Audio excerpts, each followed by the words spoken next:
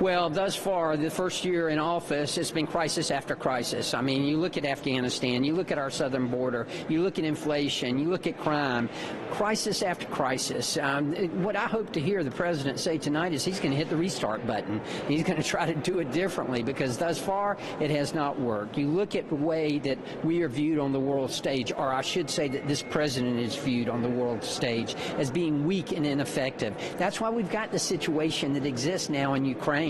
Look, after Ukraine has seen, or after Russia has seen what has happened in the way of Afghanistan, after they've seen what this war that Joe Biden and the Democrats have waged on fossil fuels, then they understand that we are no longer energy independent, and that is part of our national security. So what I hope to hear him say is that he's going to restart the Keystone XL pipeline, that he's going to open up federal lands for drilling, that he's going to approve LNG plants to change to export facilities so that we can provide natural gas to Europe and to other areas. All of those things would be important. Reestablishing and unleashing our natural resources, that's what I hope to hear him say.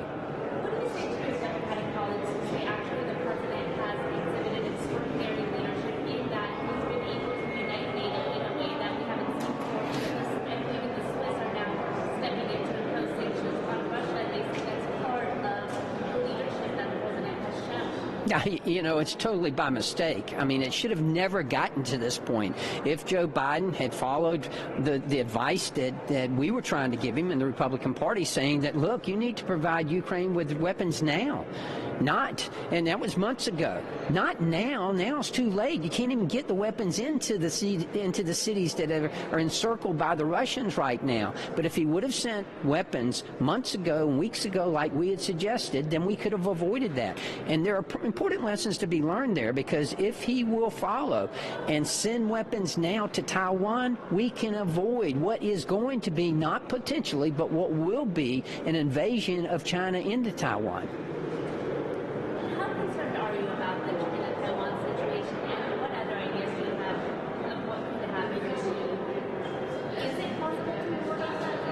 I think it is possible. I think that, in fact, I think that the actions now and the performance, if you will, now of this president and this administration dictate what's going to happen in the future. Don't think for one second that Xi is not watching, that China's not watching, that Iran's not watching, that North Korea is not watching what happens in Russia and Ukraine, and they're going to determine by that what their next move is going to be.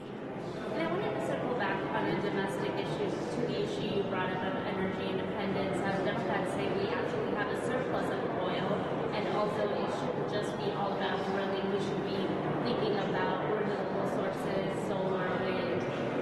When we talk about energy independence, because the issue of climate change is so serious that it's even posing a threat to our naval bases, for example, and so it's a national security threat as well.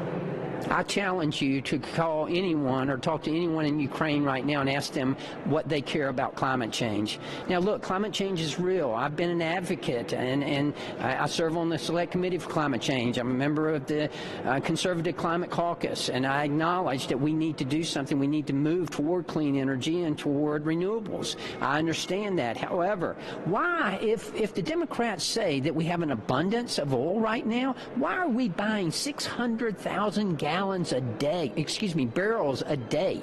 Why are we buying that from Russia? What the president should say tonight is that we're not going to buy one more drop of oil from Russia. We are not going to buy any oil from Russia.